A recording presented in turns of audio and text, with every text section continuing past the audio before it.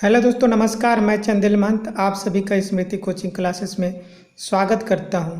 दोस्तों, आज हम लोग देखेंगे हिंदी वर्णमाला के कुछ वैकल्पिक प्रश्न। तो आइए देखते हैं। प्रश्न नंबर 1, हिंदी वर्णमाला में वर्णों की कुल संख्या है? ए 50, बी 52, सी 57, डी 55। तो इसका सही आंसर है बी 52। बी 52। प्रश्न नंबर 2, इनमें से कौन सी ध्वनि अंतस्थ नहीं है? इनमें से कौन सी ध्वनि अंतस्थ नहीं है? ए व, बी ब, सी र, डी ल। इसका सही आंसर है बी यानी कि ब। अब देखिए प्रश्न नंबर 3। तो ये प्रश्न है, इनमें से कौन सी ध्वनि ऊष्म है? इनमें से कौन सी ध्वनि ऊष्म है? ए त, बी फ, सी र, डी स। तो इसका सही आंसर है डी यानी कि स। अब देखिए प्रश्न नंबर 4। प्रश्न नंबर 4 है, री को वर्णमाला में स्थान दिया गया है? ए स्वर में, बी व्यंजन में, सी द्विगुण व्यंजन में, डी संयुक्त व्यंजन में। इसका सही आंसर है ए यानी कि स्वर में। अब देखते हैं प्रश्न नंबर 5। तो प्रश्न नंबर 5 इस तरह से है, निम्न में से कौन मूर्धन्य ध्वनि नहीं है? तो ए ट, बी ठ, सी ड और डी है ड़। तो इसका सही आंसर हो जाएगा डी यानी ड़। अब प्रश्न नंबर 6 देखते हैं। द ध्वनि का उच्चारण के स्थान के आधार पर होता है? ए तालव्य, बी दंत्य, सी कंठ और डी ओष्ठ्य। तो इसका सही आंसर है ए यानी कि तालव्य। प्रश्न नंबर 7, निम्न में से कौन सही नहीं है? निम्न में से कौन सा कथन यानी सही नहीं है? तो ए है त थ दंत्य व्यंजन है, बी व्यंजनों का उच्चारण बिना स्वर के हो सकता है, सी य व अर्ध स्वर है, डी स और स ऊष्म व्यंजन है। तो इसका सही आंसर हो जाएगा बी। इसका सही आंसर हो जाएगा बी यानी कि व्यंजनों का उच्चारण बिना स्वर के हो सकता है। तो ये कथन सही नहीं है, गलत है, क्योंकि व्यंजनों का उच्चारण स्वर के सहायता से ही होता है। तो जो गलत कथन है वो बताना था। इधर से सभी सत्य हैं, सिर्फ बी गलत है, इसलिए क्या आंसर हो जाएगा बी। अब प्रश्न नंबर देखिए 8, निम्न में से कौन प्रकंपित व्यंजन है? प्रकंपित व्यंजन। तो ए च, बी ख, सी र और डी ट। सही आंसर है सी यानी कि र। अब प्रश्न नंबर 9 को देखते हैं। दंतोष्ठ से उच्चारित होने वाला वर्ण है? दंतोष्ठ से उच्चारित होने वाला वर्ण है, ए में दिया है अ और आ, बी में दिया है ओ, सी में दिया है क और डी में दिया है व। तो इसका सही आंसर हो जाएगा बी यानी कि ओ। अब देखते हैं प्रश्न नंबर 10, निम्न में से किस वर्ण का उच्चारण स्थान कंठ नहीं है? कंठ नहीं है। तो ए दिया है क, बी ख, सी ग और डी ढ। तो इसका सही आंसर हो जाएगा डी यानी ढ। अब देखते हैं प्रश्न नंबर 11, निम्न में से कौन संयुक्त वर्ण नहीं है। निम्न में से कौन संयुक्त वर्ण नहीं है? तो ए दिया है अक्ष, बी दिया है त्र, सी दिया है ज्ञानी और डी दिया है री। तो देखिए अक्ष, त्र, ज्ञानी ये संयुक्त वर्ण है, यानी इसका सही आंसर कौन सा हो जाएगा? डी यानी कि री।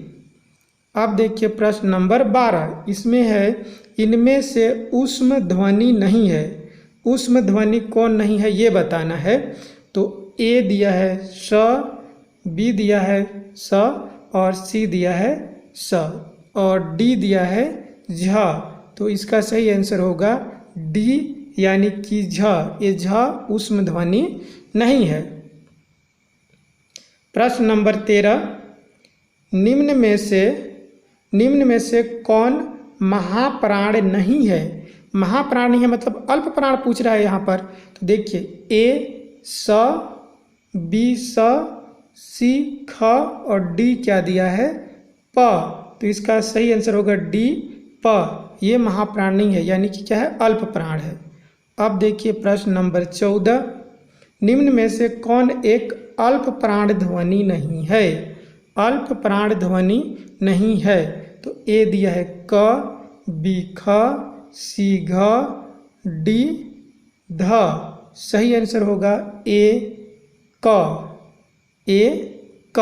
अब देखिए प्रश्न नंबर 15, कौन सा वर्ण ओष्ठ्य नहीं है? कौन सा वर्ण ओष्ठ्य नहीं है? तो ए है प, बी न, सी म और डी क्या दिया है? ब। तो इसका सही आंसर है बी यानी न ओष्ठ्य नहीं है, ये क्या है? दंत्य है, दंत्य है। अब देखिए प्रश्न नंबर 16, निम्न में से कौन असत्य यानी असत्य कथन बताना है? तो ए दिया है त ओष्ठ्य है, त ओष्ठ्य व्यंजन है, ए में दिया है। बी में दिया है स ऊष्म व्यंजन है, सी में दिया है फ ओष्ठ्य व्यंजन है और डी में दिया है अक्ष संयुक्त व्यंजन है। तो इसका सही आंसर होगा ए। इसका सही आंसर कौन सा हो जाएगा? ए। असत्य कथन है, त ओष्ठ्य व्यंजन नहीं है, क्योंकि ये क्या है? दंत्य व्यंजन है, इसलिए कथन असत्य है। अब देखते हैं प्रश्न नंबर 17, च वर्ग है मतलब च किस वर्ग में आता है? ए तालव्य, बी दंत्य, सी ओष्ठ्य, डी दंतोष्ठ्य। तो इसका सही आंसर होगा ए तालव्य। प्रश्न नंबर 18, निम्न में से कौन पार्श्विक वर्ण है? निम्न में से कौन पार्श्विक वर्ण है? ए य, बी र, सी ल और डी व। सही आंसर होगा सी यानी कि ल। अब देखते हैं प्रश्न नंबर 19। प्रश्न नंबर 19 में दिया है निम्न में से कौन उत्क्षिपत व्यंजन है? कौन उत्क्षिपत व्यंजन है? तो ए दिया है य व, बी दिया है ड़ और सी दिया है भ म और डी दिया है स और ह। तो इसका सही आंसर हो जाएगा बी यानी ड़ और ढ़। अब देखिए प्रश्न नंबर 20। प्रश्न नंबर 20 है निम्न में से कौन सही है? कौन सही कथन बताना है। तो पहला तथा तीसरा वर्ण महाप्राण है। ए में दिया है, बी दिया है च छ ज झ स्पर्श संघर्षी है, सी दिया है य र ल व ऊष्म वर्ण है और डी दिया है उपरोक्त में से कोई नहीं। तो इसमें बताना है निम्न में से कौन सही है। तो देखिए इसमें जो बी है वो कथन सही है, यानी च छ ज झ ये क्या है? स्पर्श संघर्ष है, इसलिए इसका सही आंसर क्या हो जाएगा? बी हो जाएगा। अब देखिए प्रश्न नंबर 21। प्रश्न नंबर 21, ज्ञानी को यानी ज्ञ को वर्णमाला में माना जाता है। ए संयुक्त व्यंजन, बी द्विगुण व्यंजन, सी स्वर और डी व्यंजन। तो वर्णमाला में इसे संयुक्त व्यंजन माना जाता है, यानी आंसर हो जाएगा ए। आंसर हो जाएगा ए संयुक्त व्यंजन। प्रश्न नंबर 22, अक्ष का निर्माण किन दो वर्णों के मेल से हुआ है?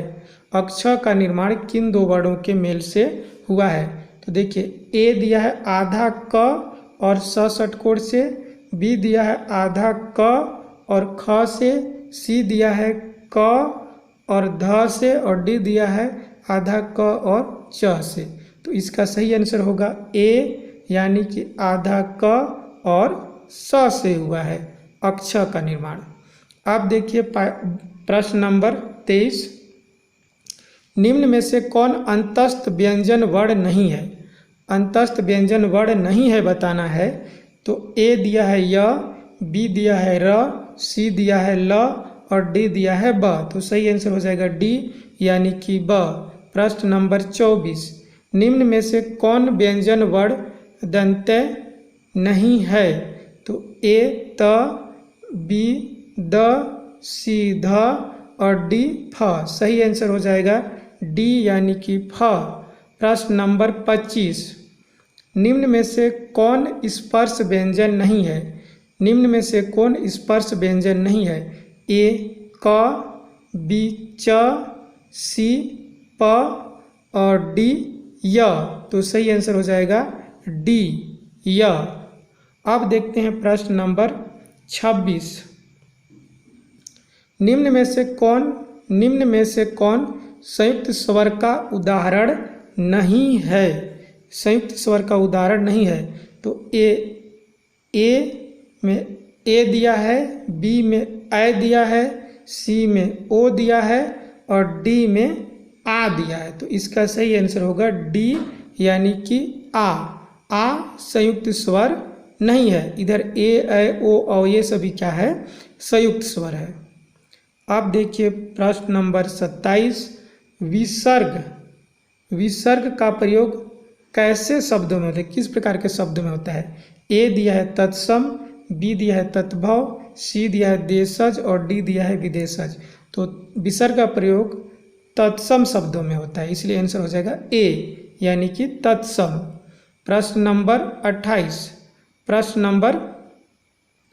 28 देखते हैं।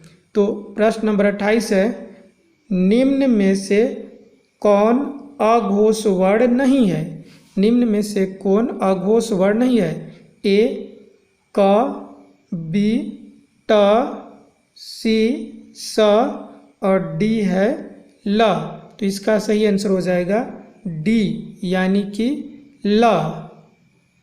प्रश्न नंबर 29, निम्न में से कौन सघोष वर्ण नहीं है? सघोष वर्ण नहीं है।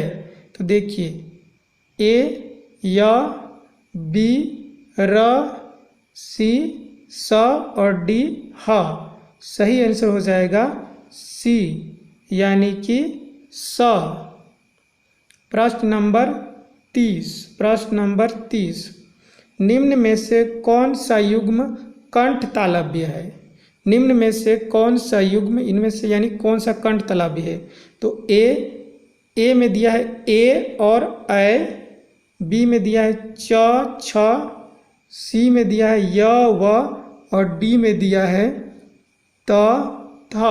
तो कंठ तालव्य होता है ए और ऐ, ये कंठ तालव्य होता है, इसलिए आंसर हो जाएगा इसका ए नंबर, यानी ए और ऐ।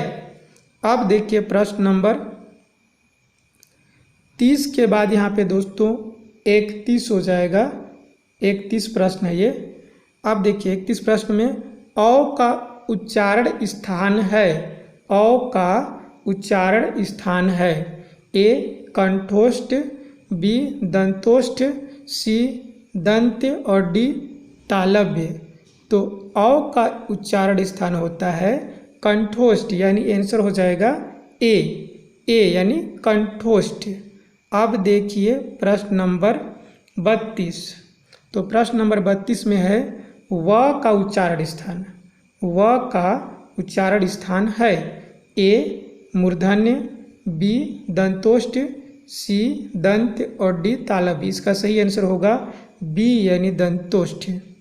प्रश्न नंबर 33, निम्न में से कौन स्पर्श संघर्षी है? निम्न में से कौन स्पर्श संघर्षी है? तो ए क, बी च, सी ह, डी प। सही आंसर है बी च। प्रश्न नंबर 34, स का उच्चारण स्थान है। स का उच्चारण स्थान है यानी स षटकोण का उच्चारण स्थान है। ए बताना है। ए मूर्धन्य, बी दंत्य, सी तालव्य, डी कंठ। तो इसका सही आंसर है ए मूर्धन्य। प्रश्न नंबर 35, स का उच्चारण स शक्कर का उच्चारण स्थान है। ए तालव्य, बी मूर्धन्य, सी कंठ और डी दंत्य। तो इसका सही आंसर है ए यानी कि तालव्य। प्रश्न नंबर 36, ई का उच्चारण स्थान है। ई का उच्चारण स्थान है। ए तालव्य, बी कंठ, सी दंत्य और डी ओष्ठ्य। तो इसका सही आंसर है ए यानी कि तालव्य। प्रश्न नंबर 37, उ का उच्चारण स्थान है। उ का उच्चारण स्थान है। ए कंठ, बी तालु, सी ओष्ठ और डी दिया है दंत्य। तो इसका सही आंसर हो जाएगा सी यानी कि ओष्ठ। प्रश्न नंबर 38, फ का उच्चारण स्थान है। फ का उच्चारण स्थान है। ए कंठ, बी तालु, सी ओष्ठ और डी दंत्य। तो इसका सही आंसर हो जाएगा सी यानी कि ओष्ठ। अब देखते हैं प्रश्न नंबर 39, ध का उच्चारण स्थान है। ध का उच्चारण स्थान है। ए कंठ, बी तालु, सी ओष्ठ और डी दंत्य। तो इसका सही हो जाएगा डी यानी दंत्य। अब प्रश्न नंबर देखते हैं 40। तो 40 प्रश्न है, प्रयत्न के आधार पर र व्यंजन की किस कोटि में आता है। तो ए दिया है प्रकंपित, बी संघर्षी, सी स्पर्श और डी अर्धस्वर। इसका सही आंसर हो जाएगा ए यानी कि प्रकंपित। अब प्रश्न नंबर देखते हैं 41। प्रश्न नंबर 41 है, निम्न में से किस वर्ण का उच्चारण तालु से नहीं होता। तालु से नहीं होता। ए च, बी ज, सी झ और डी क। तो इसका सही आंसर हो जाएगा डी यानी कि क का उच्चारण तालु से नहीं होता है बल्कि कंठ से होता है। प्रश्न नंबर देखिए 42, निम्न में से कौन ऊष्म व्यंजन नहीं है। ऊष्म व्यंजन नहीं है तो स, श और स, इसके बाद र। तो इसमें जो ऊष्म व्यंजन नहीं है वो कौन सा है, डी यानी कि र। तो इसका आंसर हो जाएगा डी। अब देखिए प्रश्न नंबर 43, ट वर्ग का उच्चारण स्थान क्या होता है। ए मूर्धा, बी तालु, सी कंठ और डी कोई भी नहीं। सही आंसर होगा ए यानी कि मूर्धा। प्रश्न नंबर 44, किस वर्ण को स्पर्श संघर्षी नहीं माना जाता। तो ए च, बी छ, सी ज और डी फ। तो सही आंसर हो जाएगा डी यानी कि फ। प्रश्न नंबर 45। प्रश्न नंबर 45, निम्न में से कौन अंतस्थ व्यंजन वर्ण का उदाहरण नहीं है। तो ए य, बी र, सी ल और डी स। तो इसमें देखिए अंतस्थ व्यंजन वर्ण का उदाहरण नहीं है। ये कौन सा हो जाएगा, डी यानी कि स इसका आंसर हो जाएगा। प्रश्न नंबर 46, उच्चारणोपयोगी अवयवों के अनुसार व्यंजनों के कितने भेद हैं। ए 6, बी 7, डी 8, सी 8 और डी 9। ए 6, बी 7, सी 8 और डी 9। तो इसका सही आंसर हो जाएगा सी यानी कि 8। प्रश्न नंबर 47, अयोगवाह कहा जाता है, मतलब इसमें से किसको अयोगवाह कहा जाता है? तो ए दिया है विसर्ग, बी महाप्राण, सी संयुक्त व्यंजन और डी अल्प प्राण। तो सही आंसर हो जाएगा ए, यानी कि विसर्ग को अयोगवाह कहा जाता है। प्रश्न नंबर 48, उच्चारण के समय जीभ की स्थिति के अनुसार स्वरों के कितने भेद हैं? ए 2, बी 3, सी 4, डी 5। सही आंसर है बी, यानी कि 3। प्रश्न नंबर 49, सजातीय स्वरों के योग से निर्मित स्वर कहे जाते हैं। सजातीय स्वरों के योग से निर्मित स्वर कहे जाते हैं। ए दीर्घ स्वर, बी ह्रस्व स्वर, सी मूल स्वर और डी संधि स्वर। तो इसका सही आंसर है ए दीर्घ स्वर। इसका सही आंसर हो जाएगा ए, यानी दीर्घ स्वर। प्रश्न नंबर 50, तो प्रश्न नंबर 50 में दिया है अंग, इय, अड़, न, म व्यंजन है। तो देखिए ए अंतस्थ, बी अनुनासिक, सी ऊष्म और डी उच्छिपत। तो इसका सही आंसर होगा बी, यानी कि अनुनासिक। अब प्रश्न नंबर 51, वात्सर्य व्यंजन है। इसमें बताना है कौन सा वात्सर्य व्यंजन है। तो ए में दिया है प, फ, ब, बी में दिया है स, स और ह, सी में दिया है अक्ष, त्र और ज्ञानी और डी में दिया है स, र और ल। तो इसका सही आंसर हो जाएगा डी, यानी कि स, र और ल। अब देखिए प्रश्न नंबर 52, विजातीय स्वरों के योग से बने स्वर कहलाते हैं। तो ए दिया है मूल स्वर, बी दिया है संधि स्वर और सी दिया है दीर्घ स्वर, डी दिया है संयुक्त स्वर। इसका सही आंसर है डी, यानी कि संयुक्त स्वर। तो दोस्तों आज बस इतना ही। यदि वीडियो अच्छा लगा हो तो लाइक, शेयर, सब्सक्राइब जरूर करिएगा। जय हिंद, जय भारत, जय छत्तीसगढ़।